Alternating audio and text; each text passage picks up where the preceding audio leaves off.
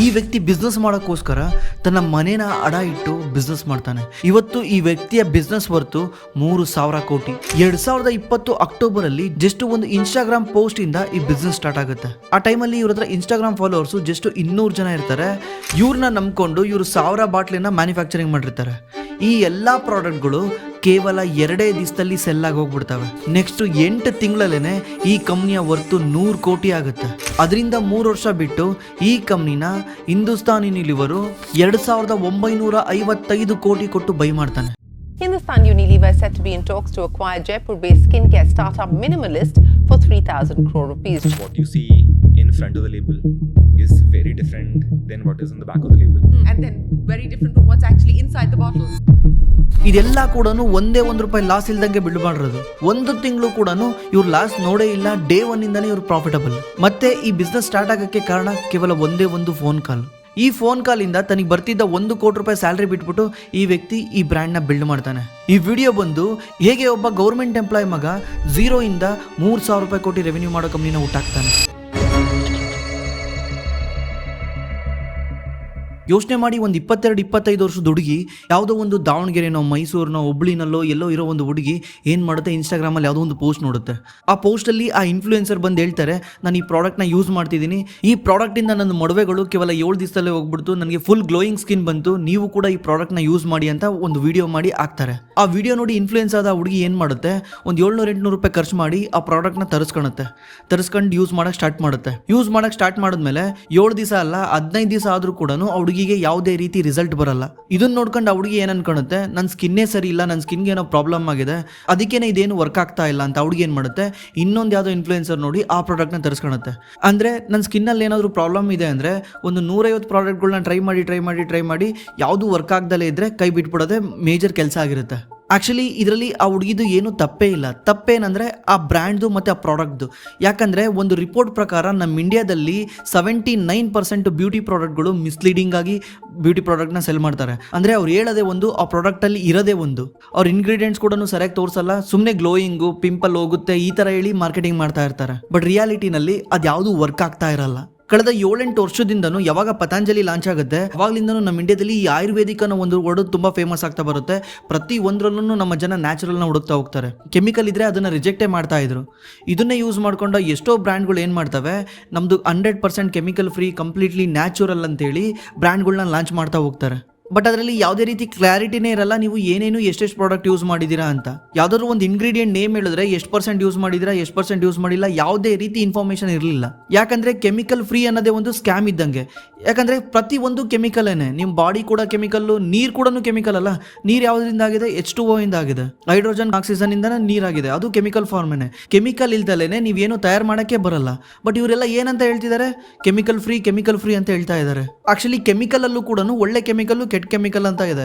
But ಇವ್ರೇನ್ ಮಾಡ್ತಿದ್ರು, trend ಏನಿದೆ naturals ಅಂತ ಜನಗಳು ಇಷ್ಟಪಡ್ತಿದ್ದಾರೆ, ಅದಕ್ಕೆ ಇವ್ರೇನ್ ಮಾಡ್ತಿದ್ರು, ನ್ಯಾಚುರಲ್ ಪ್ರಾಡಕ್ಟ್ಗಳನ್ನ ಸೆಲ್ ಮಾಡಕ್ಕೆ ಸ್ಟಾರ್ಟ್ ಮಾಡ್ತಿದ್ರು. ಬಟ್ ಅದು ವರ್ಕ್ ಆಗುತ್ತೋ ವರ್ಕ್ ಆಗಲ್ಲ ಅದು ಸೆಕೆಂಡ್ರಿ. ಜನ ನ್ಯಾಚುರಲ್ ಅಂತ ಹೇಳಿದ ತಕ್ಷಣ ತಗೊಳ್ತಾ ಇದ್ರು. ಏರ್ ಆಯಿಲ್ ತಗೊಳ್ಬೇಕಂದ್ರೆ ಈರುಳ್ಳಿ ಎಣ್ಣೆ ಯೂಸ್ ಮಾಡಿದ್ರೆ, ಆನಿಯನ್ ಯೂಸ್ ಮಾಡಿದ್ರೆ ಆ ಏರ್ ಆಯಿಲ್ ಚೆನ್ನಾಗಿರುತ್ತೆ.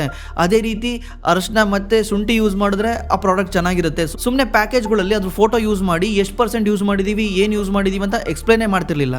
ಸುಮ್ಮನೆ ಅರಿಶಿನದ ಫೇಸ್ ವಾಶ್ ಅಂತ ಲಾಂಚ್ ಮಾಡೋದು, ಅದರಲ್ಲಿ ಎಷ್ಟು % ಯೂಸ್ ಮಾಡಿದೀವಿ ಅನ್ನೋ ಇನ್ಫಾರ್ಮೇಶನ್ ಇರ್ತಿರ್ಲಿಲ್ಲ. ಇದೇ ಆಪರ್ಚುನಿಟಿನ ಯೂಸ್ ಮಾಡಿಕೊಂಡು 2020 ಅಕ್ಟೋಬರ್ ಅಲ್ಲಿ ಮೋಹಿತ್ ಮತ್ತೆ ರಾಹುಲ್ ಅನ್ನೋ ಒಬ್ಬ ಅಣ್ಣ ತಮ್ಮಂದ್ರು ಒಂದು ಬ್ರ್ಯಾಂಡ್ನ ಲಾಂಚ್ ಮಾಡ್ತಾರೆ. ಆ ಬ್ರ್ಯಾಂಡೇ ಮಿನಿಮಲಿಸ್ಟ್. ಇವ್ರ ತಂದೆ ಒಬ್ರು ಗೌರ್ಮೆಂಟ್ ಎಂಪ್ಲಾಯ್ ಆಗಿರ್ತಾರೆ. ಆ ಟೈಮಲ್ಲಿ ಇವ್ರ ತಂದೆ ರಿಟೈರ್ಡ್ ಆಗ್ಬೇಕಾದ್ರೆ ಇವ್ರಿಗೆ 12,000-15,000 ಸಂಬಳ ಬರ್ತಾ ಇರುತ್ತೆ. ಬಟ್ ಮಕ್ಕಳು ತುಂಬಾ ಚೆನ್ನಾಗಿ ಓದ್ತಾ ಇರ್ತಾರೆ. ಇವ್ರಿಗೆ 3 ಜನ ಮಕ್ಕಳಿರ್ತಾರೆ, 2 ಗಂಡು ಮಕ್ಕಳು, 1 ಹೆಣ್ಮಗು. ಈ ಹೆಣ್ಮಗು ಮೆಡಿಕಲ್ ಫೀಲ್ಡ್ನ ಚೂಸ್ ಮಾಡಿರುತ್ತೆ. ಅದರಲ್ಲಿ ರಾಹುಲ್ ಯಾದವ್ ಅನ್ನೋರು IIT ನಲ್ಲಿ ಕೆಮಿಕಲ್ ಇಂಜಿನಿಯರ್ನ ಕಂಪ್ಲೀಟ್ ಮಾಡ್ತಾರೆ. ಅದೇ ರೀತಿ ಮೋಹಿತ್ ಯಾದವ್ ಅನ್ನೋರು ಚಾರ್ಟೆಡ್ ಅಕೌಂಟ್ನ ಕಂಪ್ಲೀಟ್ ಮಾಡ್ತಾರೆ. ಬಟ್ ಇವರು ಗೋಲ್ಡ್ ಮೆಡಲಿಸ್ಟ್ ಆಗಿರ್ತಾರೆ. ಇವ್ರದ್ದು ಆಲ್ ಇಂಡಿಯಾ ರ್ಯಾಂಕಿಂಗ್ ಅಲ್ಲಿ 26 ರ್ಯಾಂಕಿಂಗ್ ಬಂದಿರುತ್ತೆ. ಈ ಮೋಹಿತ್ ಮುಂದೆ ಹೋಗಿ ಕ್ರೆಡಿಟ್ ಸ್ಯೂನಲ್ಲಿ ಇನ್ವೆಸ್ಟ್ಮೆಂಟ್ ಬ್ಯಾಂಕಿಂಗ್ ಜಾಬ್ ಅಲ್ಲಿ ಸೇರ್ಕೊಂತಾರೆ. ಇವ್ರು ಕೆಲಸ ಮಾಡ್ತಿರ್ಬೇಕಾದ್ರೆ ಇವ್ರಿಗೊಂದು ಆಫರ್ ಬರುತ್ತೆ. ಏನಂದ್ರೆ, ಈಗ ನೀವು ನೆಕ್ಸ್ಟ್ ಲಂಡನ್ಗೆ ಅಥವಾ ಹಾಂಗ್ಕಾಂಗ್ಗೆ ಶಿಫ್ಟ್ ಆಗಬೇಕಾಗಿರುತ್ತೆ ಅಂತ. ಇದು ಎಂಥ ಆಪರ್ಚುನಿಟಿ ಅಲ್ವಾ. ಮೋಸ್ಟ್ ಆಫ್ ದಿ ಪೀಪಲ್ಗೆ ಈ ಆಪರ್ಚುನಿಟಿ ಬಂದರೆ ಯಾರು ಬಿಡೋಕ್ಕೆ ಚಾನ್ಸ್ ಇಲ್ಲ. ಯಾಕಂದರೆ ಬೇರೆ ದೇಶಕ್ಕೆ ಹೋಗಿ ಕೆಲಸ ಮಾಡೋದು ಎಷ್ಟೋ ಜನದ ಡ್ರೀಮ್ ಆಗಿರುತ್ತೆ. ಆದರೆ ಅವತ್ತು ಮೋಹಿತ್ ಏನು ಮಾಡ್ತಾರೆ, ಅವ್ರ ಬ್ರದರ್ ರಾಹುಲ್ಗೆ ಕಾಲ್ ಕಾಲ್ ಮಾಡಿಬಿಟ್ಟು ನನಗೆ ಈ ಥರ ಆಫರ್ ಬಂದಿದೆ, ನಾನು ಬೇರೆ ದೇಶಕ್ಕೆ ಹೋಗ್ಬೇಕಂತೆ, ನಾನು ಈ ಥರ ಬೇರೆ ದೇಶಕ್ಕೆ ಹೋಗ್ಬೇಕಂದ್ರೆ ನಾನು ಪ್ರತಿಯೊಂದು ಹಬ್ಬಕ್ಕೂ ನಿಮ್ಮನ್ನು ಬಂದು ಮೀಟ್ ಮಾಡೋಕ್ಕಾಗಲ್ಲ, ನಿನ್ನ ಜೊತೆ ಟೈಮ್ ಸ್ಪೆಂಡ್ ಮಾಡೋಕ್ಕಾಗಲ್ಲ, ನಿನ್ನ ಸಂಬಂಧ ದೂರನೇ ಉಳಿದ್ಬಿಡುತ್ತೆ ಅಂತ ಅವ್ರೇನು ಮಾಡ್ತಾರೆ, ಇವ್ರ ತಮ್ಮಂಗೋಸ್ಕರ ಆ ಕೆಲಸನ ಬಿಡ್ತಾರೆ. ಆ ಕೆಲಸ ಬಿಟ್ಟು ಬಂದ್ಬಿಟ್ಟು ಇವರಿಬ್ಬರು ಸೇರಿಕೊಂಡು ಒಂದು ಬಿಸ್ನೆಸ್ನ ಸ್ಟಾರ್ಟ್ ಮಾಡ್ತಾರೆ. ಇವ್ರು ಆ ಬಿಸ್ನೆಸ್ನ ಸ್ಟಾರ್ಟ್ ಮಾಡ್ಬೇಕಾದ್ರೆ ಇವ್ರ ಹತ್ರ ಯಾವುದೇ ದುಡ್ಡು ಇರಲ್ಲ. ಅವಾಗ ಇವ್ರು ಏನು ಮಾಡ್ತಾರೆ, ಇವ್ರ ಮನೇನ ಮಾರ್ಗೇಜ್ ಮಾಡ್ತಾರೆ, ಅಂದರೆ ಅಡ ಇಡ್ತಾರೆ. ಅಡ ಇಟ್ಟು 1 ಕೋಟಿ ದುಡ್ಡು ತಗೊಂಡು ಬಿಸ್ನೆಸ್ ಮಾಡೋಕ್ಕೆ ಸ್ಟಾರ್ಟ್ ಮಾಡ್ತಾರೆ. ಇದು ಮಿನಿಮಲಿಸ್ಟ್ ಅಲ್ಲ, ಇದು ತುಂಬ ಹಳೆ ಬಿಸ್ನೆಸ್. ಇದು ಒಂದು ಕಿಡ್ಸ್ ಫ್ಯಾಷನ್ ಬ್ರ್ಯಾಂಡ್ ಆಗಿರುತ್ತೆ. ಇದನ್ನ ಅವ್ರು ಟ್ರೈ ಮಾಡಿದಾಗ ಇವ್ರಿಗೆ ಅಷ್ಟೊಂದು ಲಾಭ ಬರಲ್ಲ. ಇದನ್ನು ಯಾವುದೋ ಒಂದು ಕಂಪ್ನಿಗೆ ಸೆಲ್ ಮಾಡಿಬಿಟ್ಟು ಬಂದಿರೋ ದುಡ್ಡಲ್ಲಿ ಮನೆ ಲೋನ್ ತೀರಿಸಿ ಸೇಫ್ ಆಗ್ತಾರೆ. ಮತ್ತೆ ಇದೆಲ್ಲ ನಮ್ಗಲ್ಲಪ್ಪ ಅಂತ ಇವರಿಬ್ಬರು ಕೂಡ ಒಂದೇ ಕಂಪ್ನಿನಲ್ಲಿ ಜಾಬ್ ಮಾಡ್ತಾರೆ. ಅದು ಕೂಡ ಜೈಪುರ್ ಬೇಸೇ ಆಗಿರುತ್ತೆ. ಇವರು ಜೈಪುರಿಂದನೇ ಬಂದಿರ್ತಾರೆ. ಆ ಕಂಪ್ನಿ ಕೂಡ ಜೈಪುರ್ ಬೇಸೇ ಆಗಿರುತ್ತೆ. ಅದು ಯಾವುದು ಅಂದರೆ ಕಾರ್ದೇಕೋ.com. ಕಾರ್ದೇಕೋ.com ಅಲ್ಲಿ ಇವರಿಬ್ಬರು ಕೆಲಸ ಮಾಡ್ತಿರ್ತಾರೆ. ಬಟ್ ಮೋಹಿತ್ಗೆ ಅಲ್ಲಿಂದ ಒಂದು ಆಫರ್ ಬರುತ್ತೆ. ಏನಂದರೆ ನೀನು ಇಲ್ಲಿಂದ ನೆಕ್ಸ್ಟು ಇಂಡೋನೇಷ್ಯಾಗೆ ಹೋಗ್ಬೇಕಾಗತ್ತೆ ಅಂತ ಕಾರ್ದೇಕೋಯಿಂದ ಮೋಹಿತ್ಗೆ ಒಂದು ಆಫರ್ ಬರುತ್ತೆ. ಮೋಹಿತ್ ಕೇಳ್ತಾನೆ, ಓಕೆ ನಾನು ಹೋಗಕ್ಕೆ ರೆಡಿ ಇದ್ದೀನಿ, ಬಟ್ ನನ್ನ ತಮ್ಮನ್ನು ಅಲ್ಲಿ ಕಳಿಸ್ಕೊಡಿ ಅಂತ ಕೇಳ್ತಾನೆ. ಬಟ್ ಕಾರ್ದೇಕೋ CEO ಇದಕ್ಕೆ ಒಪ್ಕೊಳಲ್ಲ. ಅವ್ನ ಕೆಲಸ ಇಲ್ಲೇ ಇರೋದು, ನಿನ್ನ ಕೆಲಸ ಇರೋದು ಇಂಡೋನೇಷ್ಯಾದಲ್ಲಿ, ನೀನು ಹೋಗ್ಬೇಕಾಗಿರೋದು ಅಂತ ಹೇಳ್ತಾರೆ. ಬಟ್ ಮೋಹಿತ್ ಏನು ಮಾಡ್ತಾನೆ, ಅವ್ರ ಬ್ರದರ್ನ ಬಿಟ್ಟೋಗಕ್ಕಾಗ್ದಲೆ ಅವರಿಬ್ಬರು ಸೇರಿಕೊಂಡು ಒಂದು ಬಿಸ್ನೆಸ್ನ ಸ್ಟಾರ್ಟ್ ಮಾಡ್ತಾರೆ. ಆ ಬಿಸ್ನೆಸ್ ಕೂಡ ಮಿನಿಮಲಿಸ್ಟ್ ಅಲ್ಲ. ಆ ಬಿಸ್ನೆಸ್ ನೇಮ್ ಬಂದ್ಬಿಟ್ಟು ಫ್ರೀ ವಿಲ್ ಅಂತ. ಫ್ರೀ ವಿಲ್ ಏನು ಕೆಲಸ ಮಾಡ್ತಿರುತ್ತೆ ಅಂದರೆ ಅದು ಹೇರ್ ಕೇರ್ ಪ್ರಾಬ್ಲಮ್ನ ಸಾಲ್ವ್ ಮಾಡ್ತಾ ಇರುತ್ತೆ. ಅಂದ್ರೆ ಅವರೊಂದು ವೆಬ್ಸೈಟ್ ಬಿಲ್ಡ್ ಮಾಡಿರ್ತಾರೆ. ಅಲ್ಲೊಂದು ಕೆಲವು ಕ್ವಶನ್ ಕೇಳಿರ್ತಾರೆ. ಆ ಕ್ವಶನ್ಗಳಿಗೆ ನೀವು ಆನ್ಸರ್ ಹೇಳಿದ್ರೆ ಇಲ್ಲಿ ನಿಮಗೆ ಕಸ್ಟಮೈಸಬಲ್ ಆಗಿ ಅವ್ರು ನಿಮಗೆ ಸೊಲ್ಯೂಷನ್ನ ಕೊಡ್ತಾ ಇರ್ತಾರೆ. ಯಾವ ರೀತಿ ನಿಮ್ಮ ಏರ್ ಕೇರ್ ಮಾಡ್ಬೋದು, ಯಾವ ರೀತಿ ನಿಮ್ಮ ಏರ್ಗೆ ಸೊಲ್ಯೂಷನ್ ಹುಡುಕ್ಬೋದು ಅಂತ ಅವ್ರು ಕಸ್ಟಮೈಸಬಲ್ ಸೊಲ್ಯೂಷನ್ ಕೊಡ್ತಾ ಇರ್ತಾರೆ. First initially website through launch ಮಾಡಿ over a period of time ಮಾಲ್ಗಳಲ್ಲಿ ಲಾಂಚ್ ಮಾಡೋಣ ಅಂತ ಇವ್ರದ್ದು ಪ್ಲಾನ್ ಇರುತ್ತೆ. ಇದೇ ಪ್ಲಾನ್ ಇಟ್ಕೊಂಡು ಇವರು 100 ಕೋಟಿ ಇನ್ವೆಸ್ಟರ್ಸ್ ಹತ್ರ ದುಡ್ಡು ಇಸ್ಕೊಂಡಿರ್ತಾರೆ. ಬಟ್ ಈ ಪ್ಲಾನ್ ಬಹಳ ದಿವಸ ವರ್ಕೌಟ್ ಆಗಲ್ಲ. ಯಾಕಂದ್ರೆ ಇಂಡಿಯಾದಲ್ಲಿ ಒಂದು ಲಾ ಇದೆ. ಏನಂದ್ರೆ ಇವ್ರೇನ್ ಪ್ಲಾನ್ ಮಾಡಿರ್ತಾರೆ ಅಂದ್ರೆ ಮಾಲ್ಗಳಲ್ಲಿ ಜನಗಳು ಏನು ಕೇಳ್ತಾರೆ ಅದನ್ನ ಕೆಮಿಕಲ್ ಅಲ್ಲೇ ನಾವು ರಿಯಾಕ್ಷನ್ನ ತೋರಿಸ್ಬಿಟ್ಟು ಅಲ್ಲೇ ಅವರಿಗೆ ಸೊಲ್ಯೂಷನ್ ಕೊಟ್ಬಿಟ್ಟು ಸೆಲ್ ಮಾಡೋಣ ಅಂತ ಪ್ಲಾನ್ ಮಾಡಿರ್ತಾರೆ. ಬಟ್ ಇಂಡಿಯನ್ ಲಾ ಏನು ಹೇಳುತ್ತೆ, ನೀವೇನೇ ಮ್ಯಾನುಫ್ಯಾಕ್ಚರಿಂಗ್ ಮಾಡಂಗಿದ್ರು ಕೂಡ ಒಂದು ಪರ್ಟಿಕ್ಯುಲರ್ ಪ್ಲೇಸಲ್ಲಿ ಮಾಡಬೇಕು, ಮ್ಯಾನುಫ್ಯಾಕ್ಚರಿಂಗ್ ಪ್ಲಾಂಟಲ್ಲೇ ಮಾಡಬೇಕು. ನೀವೆಲ್ಲಂದ್ರಲ್ಲೇ ಮಾಡಿದ್ರೆ ಕೆಮಿಕಲ್ ರಿಯಾಕ್ಷನ್ ಆಗಿ ಏನಾದರೂ ಹೆಚ್ಚು ಕಡಿಮೆ ಆಗಿದ್ರೆ ಇದರಿಂದ ತುಂಬ ಜನಕ್ಕೆ ತೊಂದರೆ ಆಗುತ್ತೆ ಅಂತ ಪರ್ಮಿಷನ್ ಕೊಡಲ್ಲ. ಇದರಿಂದ ಅವರು ಈ ಬಿಸ್ನೆಸ್ನ ಅಲ್ಲೇ ಬಿಡಬೇಕಾಗಿ ಬರುತ್ತೆ. ಬಟ್ ಆದರೆ ಇವರು ಈ ಬಿಸ್ನೆಸ್ ಮಾಡಬೇಕಾದ್ರೆ ಒಂದು ಪ್ರಾಬ್ಲಮ್ನ ಅಬ್ಸರ್ವ್ ಮಾಡ್ತಾರೆ. ಏನಂದರೆ ತುಂಬ ಜನ ಕಸ್ಟಮರ್ಸ್ಗಳು ಇವರಿಗೆ ಪದೇ ಪದೇ ಕ್ವಶನ್ ಕೇಳ್ತಿರೋದೇನೆಂದರೆ ಇದರೊಳಗೆ ಏನು ಹಾಕಿದ್ದೀರಾ, ಇದರೊಳಗೆ ಯಾವ ಕೆಮಿಕಲ್ ಹಾಕಿದ್ದೀರಾ, ಇದರೊಳಗೆ ಏನು ಹಾಕಿದ್ದೀರಾ, ಈ ಪದೇ ಸೇಮ್ ಕ್ವಶನ್ ಕೇಳ್ತಾ ಇರ್ತಾರೆ. ಇದರಿಂದ ಇವ್ರಿಗೊಂದು ಅರ್ಥ ಆಗುತ್ತೆ ಏನಂದರೆ ಕಸ್ಟಮರ್ಗಳಿಗೆ ಅವ್ರು ಯೂಸ್ ಮಾಡ್ತಿರೋ ಪ್ರಾಡಕ್ಟ್ ಒಳಗಡೆ ಏನಿದೆ ಅಂತ ತಿಳ್ಕೊಳೋದ್ರಲ್ಲಿ ತುಂಬ ಕುತೂಹಲ ಇದೆ. ಅದಕ್ಕೇ ನಾವೊಂದು ಬಿಸ್ನೆಸ್ನ ಬಿಲ್ಡ್ ಮಾಡೋಣ. ಈ ಬಿಸ್ನೆಸ್ಸಲ್ಲಿ ನಾವು ಏನು ಮುಚ್ಚಿಡೋದು ಬೇಡ, ಎಲ್ಲನೂ ಟ್ರಾನ್ಸ್ಪರೆಂಟ್ ಆಗಿಡೋಣ ಅಂತಲೇ ಮಿನಿಮಲಿಸ್ಟ್ನ ಲಾಂಚ್ ಮಾಡ್ತಾರೆ. ಅಕ್ಟೋಬರ್ 2020 ಲಾಂಚ್ ಮಾಡ್ತಾರೆ. ಅಂದರೆ ಇವ್ರು ಲಾಂಚ್ ಮಾಡೋದು ಹೆಂಗೆ ಅಂದರೆ ಇವ್ರು ಹೋಗಿ ಇನ್ಸ್ಟಾಗ್ರಾಮಲ್ಲಿ ಒಂದು ಪೋಸ್ಟ್ ಹಾಕ್ತಾರೆ, ವಿ ಆರ್ ಲೈವ್ ಅಂತ ಪೋಸ್ಟ್ ಹಾಕಿದ ತಕ್ಷಣ 2 ದಿವಸದಲ್ಲಿ ಇವ್ರು 1000 ಬಾಟ್ಲನ್ನ ಮ್ಯಾನುಫ್ಯಾಕ್ಚರಿಂಗ್ ಮಾಡಿ ಇಟ್ಕೊಂಡಿರ್ತಾರೆ. ಆ 1000 ಬಾಟ್ಲು ಕೂಡ 2 ದಿವಸದಲ್ಲಿ ಸೇಲ್ ಆಗೋಗ್ಬಿಡುತ್ತೆ, ಸೋಲ್ಡ್ ಔಟ್ ಆಗಿಬಿಡುತ್ತೆ. ಮತ್ತೆ ಈ ಕಂಪ್ನಿಯ ವ್ಯಾಲ್ಯೂಯೇಷನ್ ಜಸ್ಟ್ 8 ತಿಂಗಳಲ್ಲಿ 100 ಕೋಟಿಗೆ ಹೋಗುತ್ತೆ. ಅಲ್ಲಿಂದ ಈ ಕಂಪ್ನಿನ ಹಿಂದೂಸ್ತಾನ್ ಯೂನಿಲಿವರ್ ಬೈ ಮಾಡುತ್ತೆ. ಹಿಂದೂಸ್ತಾನ್ ಯೂನಿಲಿವರ್ ಹತ್ರ ಎಷ್ಟು ಬ್ರ್ಯಾಂಡ್ಗಳಿದಾವೆ. ಇಂಥ ಬ್ರ್ಯಾಂಡ್ನ ಹಿಂದೂಸ್ತಾನ್ ಯೂನಿಲಿವರ್ ಕ್ರಿಯೇಟ್ ಮಾಡೋದೇನು ಮ್ಯಾಟ್ರೇ ಅಲ್ಲ. ಆದರೂ ಕೂಡ ಹಿಂದೂಸ್ತಾನ್ ಯೂನಿಲಿವರ್ ಯಾಕೆ ಬೈ ಮಾಡ್ತಾ ಇದೆ? ಯಾಕಂದರೆ ಈ ಕಂಪ್ನಿ ಫಾಲೋ ಮಾಡ್ಕೊಂಬಂದಿದ್ದ ಕೆಲವು ಸ್ಟ್ರಾಟಜಿಯಿಂದ, ಈ ಸ್ಟ್ರಾಟಜಿಗಳಿಂದನೇ ಈ ಬಿಸ್ನೆಸ್ಸು ಕಂಪ್ಲೀಟ್ಲಿ ಸಕ್ಸಸ್ಫುಲ್ ಆಗುತ್ತೆ. ಹಾಗಿದ್ರೆ ಯಾವ್ಯಾವ ಈ ಸ್ಟ್ರಾಟಜಿಗಳು? ಮೊದಲನೇ ಸ್ಟ್ರಾಟಜಿನೇ ಹಾನೆಸ್ಟ್ ಬ್ರ್ಯಾಂಡಿಂಗ್. 2020 ಟೈಮಲ್ಲೆಲ್ಲ ಏನಾಗ್ತಾ ಇರುತ್ತೆ, ನಮ್ಮ ಇಂಡಿಯಾದಲ್ಲಿ ಪ್ರತಿಯೊಂದು ಬ್ರ್ಯಾಂಡ್ ಕೂಡ ಗ್ರೀನ್ ವಾಷಿಂಗ್ ಮಾಡ್ತಾ ಇರುತ್ತೆ. ಅಂದರೆ ಪ್ರತಿಯೊಂದು ನಾವು ಅರ್ಬಲಿಂದ ಮಾಡ್ತೀವಿ, ನ್ಯಾಚುರಲ್ಲು, ಆಯುರ್ವೇದಿಕ್ಕು ಅಂತ ಗ್ರೀನ್ ವಾಷಿಂಗ್ ಮಾಡ್ತಾ ಇರುತ್ತೆ. ಬಟ್ ಅದರಲ್ಲಿ ಮೋಸ್ಟ್ ಆಫ್ ದ ಕ್ಲೈಮ್ಗಳು ಸುಳ್ಳೇ ಆಗಿರ್ತವೆ. 81% ಆಫ್ ದಿ ಅಡ್ವರ್ಟೈಸ್ಮೆಂಟ್ ನಮ್ಮ ಇಂಡಿಯಾದಲ್ಲಿ ಅದು ಮಿಸ್ಲೀಡಿಂಗ್ ಆಗೇ ಇರುತ್ತೆ ಅಂತ ಒಂದು ರಿಪೋರ್ಟೇ ಇದೆ. ಬಟ್ ಈ ಕಂಪ್ನಿ ಆ ಥರ ಮಾಡಲ್ಲ, ಆನೆಸ್ಟ್ ಬ್ರ್ಯಾಂಡಿಂಗ್ ಮಾಡುತ್ತೆ. ನಾವು ಏನೇನು ಮಾಡ್ತಾ ಇದ್ದೀವಿ, ಏನೇನು ಇಂಗ್ರೀಡಿಯೆಂಟ್ ಹಾಕ್ತೀವಿ, ಪ್ರತಿಯೊಂದು ಕೂಡ ಅವರು ಓಪನ್ಲಿ ಆ ಬಾಟ್ಲು ಮೇಲೇ ಪ್ರಿಂಟ್ ಮಾಡಿರ್ತಾರೆ. ನಾವು ಈ ಥರ ಇಂಗ್ರೀಡಿಯೆಂಟ್ ಯೂಸ್ ಮಾಡ್ತಾ ಇದ್ರೆ ಈ ಇಂಗ್ರೀಡಿಯೆಂಟ್ ಪರ್ಸೆಂಟೇಜ್ ಇಷ್ಟಿದೆ, ಇದೇ ಮೇನ್ ಇಂಗ್ರೀಡಿಯೆಂಟು ಅಂತ ಬಾಟ್ಲು ಮುಂದೆನೇ ಪ್ರಿಂಟ್ ಮಾಡಿರ್ತಾರೆ. ಇದರಿಂದ ಜನ ಇವ್ರನ್ನ ಟ್ರಸ್ಟ್ ಮಾಡ್ತಾ ಬರ್ತಾರೆ. ಮತ್ತೆ ಇವ್ರದ್ದು ಕಂಪ್ನಿಯ ಟ್ಯಾಗ್ಲೈನೇ ಇರುತ್ತೆ, ಹೈಡ್ ನಥಿಂಗ್ ಅಂತ. ಇವ್ರು ಏನು ಕೂಡ ಹೈಡ್ ಮಾಡ್ತಾ ಇರಲ್ಲ, ತುಂಬಾ ಟ್ರಾನ್ಸ್ಪರೆಂಟ್ ಆಗಿ ಏನ್ ಸೆಲ್ ಮಾಡ್ತಿದೀವಿ ಅನ್ನೋದನ್ನ ಮುಂಚೆನೆ ಪ್ರಿಂಟ್ ಮಾಡಿ ತೋರಿಸ್ತಾ ಇರ್ತಾರೆ. ಇದು ಜನಗಳಿಗೆ ತುಂಬಾ ಇಷ್ಟ ಆಗುತ್ತೆ. ಸೆಕೆಂಡ್ ಸ್ಟ್ರಾಟಜಿ, ಇವರು ಪ್ರಾಡಕ್ಟ್ನೇ ಕಿಂಗ್ ಮಾಡ್ತಾರೆ, ಅಂದ್ರೆ ಪ್ರಾಡಕ್ಟ್ನೇ ಹೀರೋ ಮಾಡೋದು. ಈ ಎಕ್ಸಾಂಪಲ್ ಬೇರೆ ಬ್ರ್ಯಾಂಡ್ಗಳು ಏನ್ ಮಾಡ್ತವೆ, ಜಸ್ಟ್ ಮಾರ್ಕೆಟಿಂಗ್ ಅಲ್ಲಿ ಮಾತ್ರ ತಲೆ ಕೆಡಿಸ್ಕೊಂತಾರೆ, ಮ್ಯಾನುಫ್ಯಾಕ್ಚರಿಂಗ್ ಇವ್ರ ಕೈಲಿ ಇಟ್ಕೊಳೋದೇ ಇಲ್ಲ. ಮೋಸ್ಟ್ ಆಫ್ ದಿ ಮ್ಯಾನುಫ್ಯಾಕ್ಚರಿಂಗ್ ಎಲ್ಲ ಕಾಂಟ್ರಾಕ್ಟ್ ಮ್ಯಾನುಫ್ಯಾಕ್ಚರಿಂಗ್ ಆಗಿರುತ್ತೆ.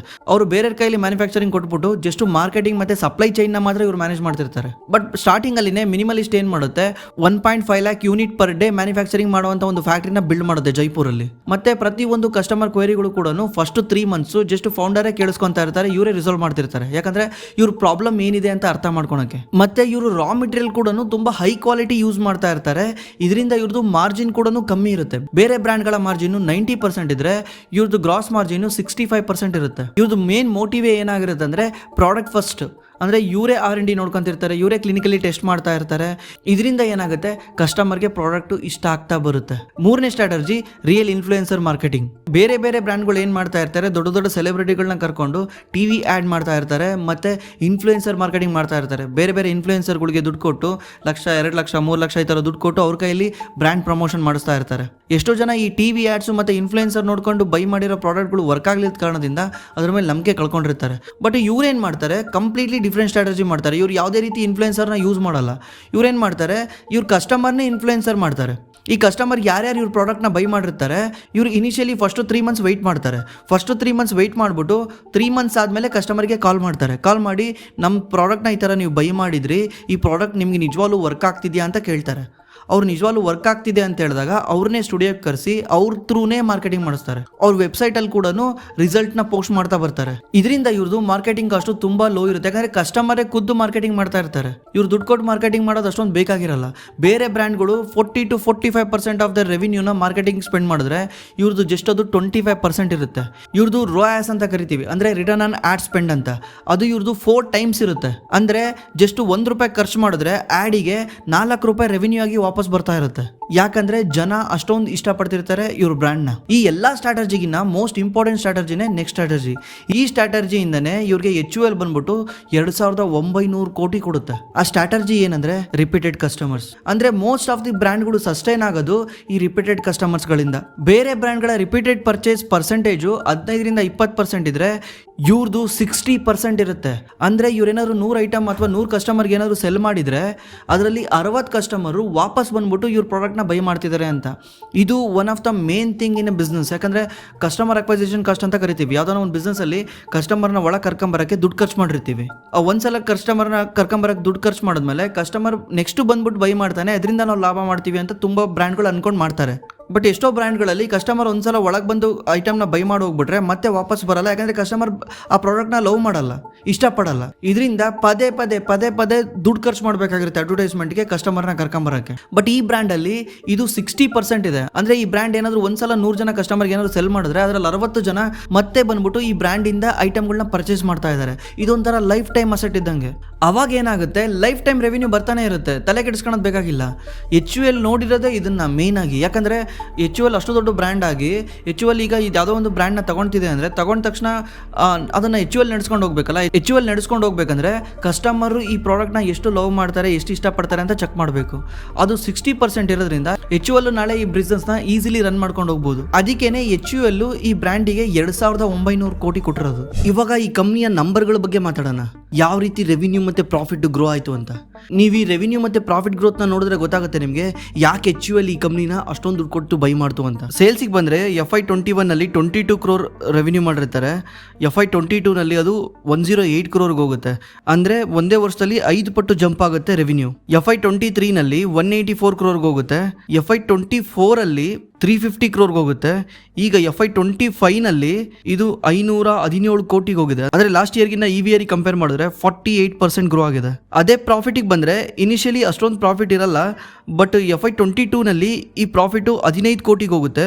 ಮತ್ತು FY23ನಲ್ಲಿ ಈ ಪ್ರಾಫಿಟ್ ಡೌನ್ ಆಗುತ್ತೆ, 5 crore ಬರುತ್ತೆ. ಬಿಕಾಸ್ ಇವರು ಹೊಸ ಕೆಪಾಸಿಟಿನ ಬಿಲ್ಡ್ ಮಾಡ್ತಾ ಇರ್ತಾರೆ, ಫ್ಯಾಕ್ಟ್ರಿ ಬಿಲ್ಡ್ ಮಾಡ್ತಾ ಇರ್ತಾರೆ. ಅದರಿಂದ ತುಂಬ ಆಪರೇಟಿಂಗ್ ಕಾಸ್ಟು ಜಾಸ್ತಿ ಆಗಿರುತ್ತೆ.